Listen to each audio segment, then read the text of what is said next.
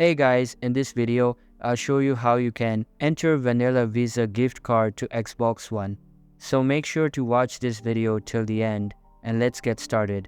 To put a Vanilla Visa gift card on Xbox, you need to select your personal icon at the top of the app and then select Redeem Code or Gift Cards. Enter the 25-character code and then select Redeem. Don't worry about hyphens, the system takes care of those for you. Alternatively, go to your Amazon settings and add the card under Add Payment or Add Card, put in the name Gift Card, then enter the Visa gift card information. After you make it the payment type, go out and buy an Xbox digital code and apply it to your account email, the account associated with your Xbox account.